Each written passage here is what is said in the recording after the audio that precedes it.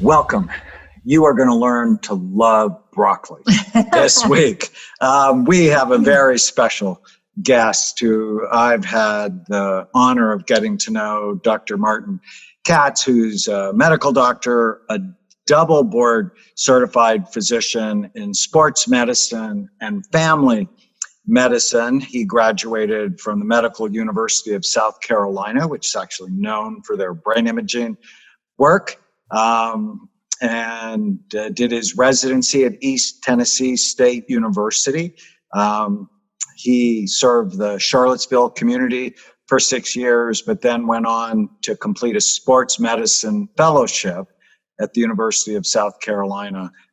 He's worked in a variety of settings, but he has become passionate about using supplements to help with gut health, but also your overall health. And, we often say, well, what are natural ways to boost the brain? Immunity. So we would love if you would, at the end of this episode, tell us what you've learned. It's always fun for us to hear what you've learned and maybe take a screenshot, repost it, tag all of us. But we just want to know what you've learned, because you're going to learn a lot about broccoli. I remember how much I learned was we've all heard broccoli is so great for you, right? But when I took my metabolic medicine classes, I was really surprised. We eat a ton of broccoli in this house. And we take supplements. And so we would love for you to tell us how this was surprising to you. So great. So Martin, welcome to the Brain Warriors Way podcast. Thank you. Thanks for having me. I'm certainly very honored to be here. You guys are doing awesome work with the Brain Warriors Way and all the books you've written and all the extensive education you've done. I'm a huge fan of education. I'm certainly a huge believer, and that's the way we're going to change this paradigm, because it's fairly broken. So we got to get out there and spread the news and get people doing something different, because what we're doing doesn't seem to be working.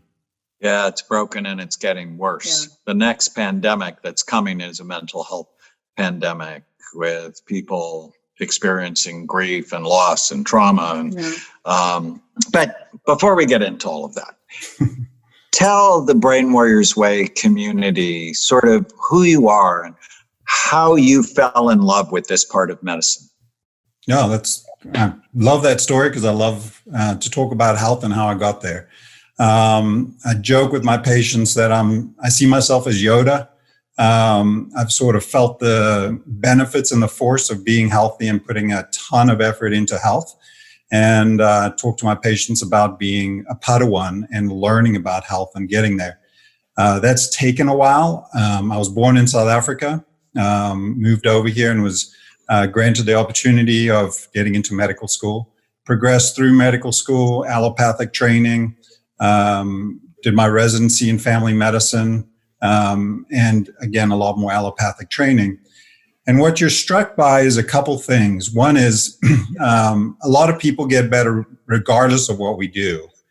So nature is very powerful.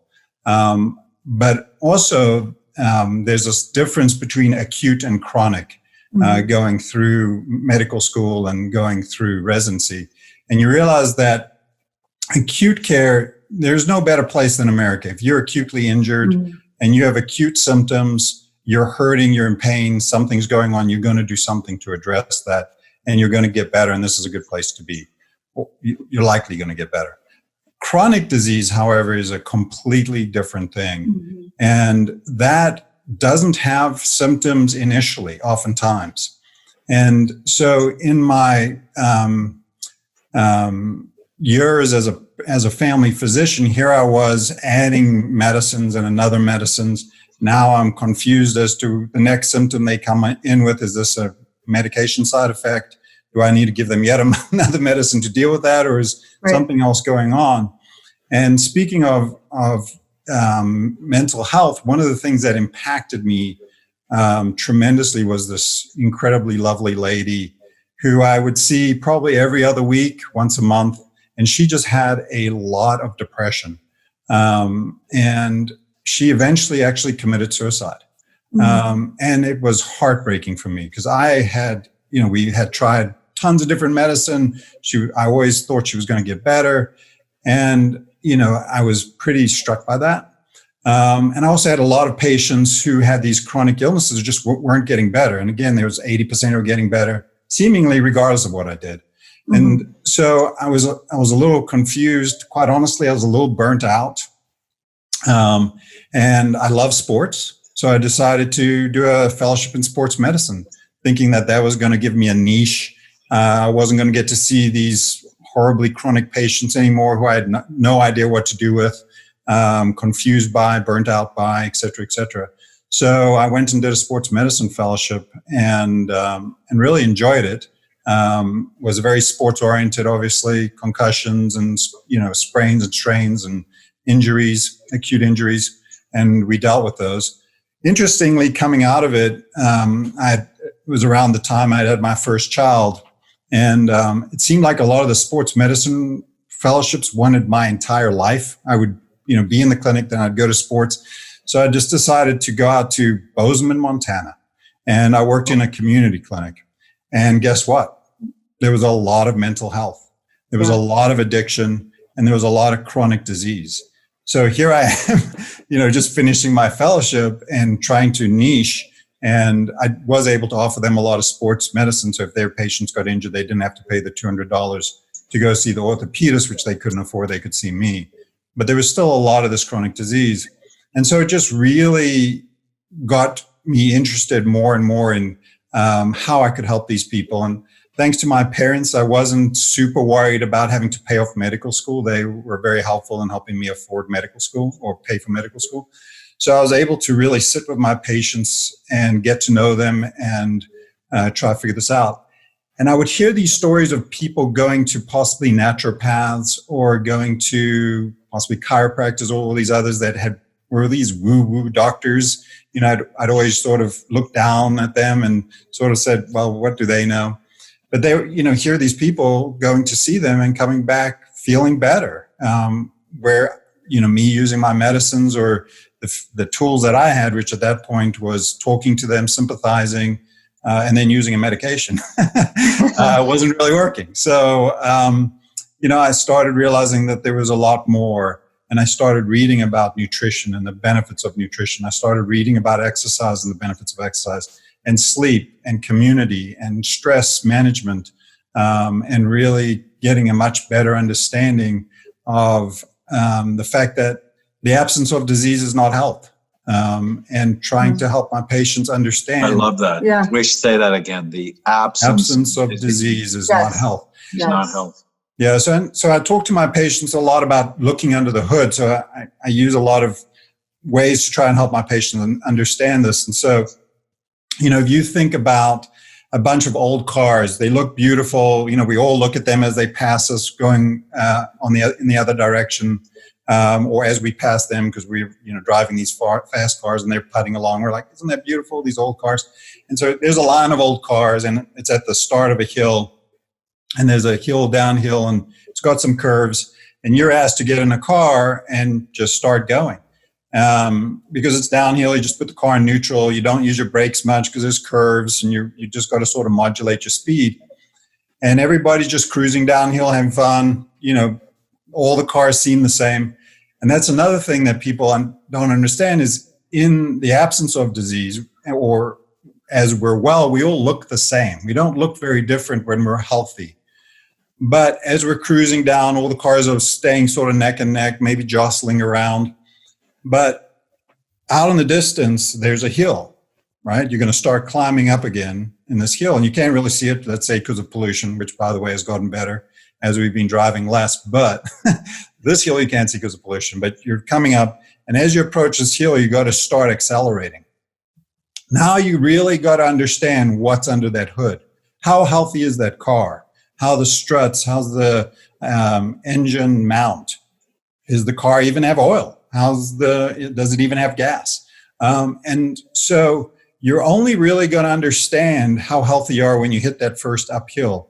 And that brings us to today, because here we have this pandemic, and we're seeing people who have a ton of oxidative stress, who have a ton of disease, hypertension, obesity, diabetes, not do as well because of all this disease. And so you need to understand what's under that hood, because when you hit that uphill and now you're dealing with a problem or stress or what have you, you want to have the best engine. You want to have the best engine mounts, the best oil, the best gas, and the best conditioned car. And that doesn't happen by neglect. It doesn't happen by prayer, even though prayer is helpful. I'm not bashing prayer. I love prayer. But we got to be active in this role of understanding what's under the hood. And we've got to understand what's happening inside so that we can make a difference. And so that changed my course in medicine.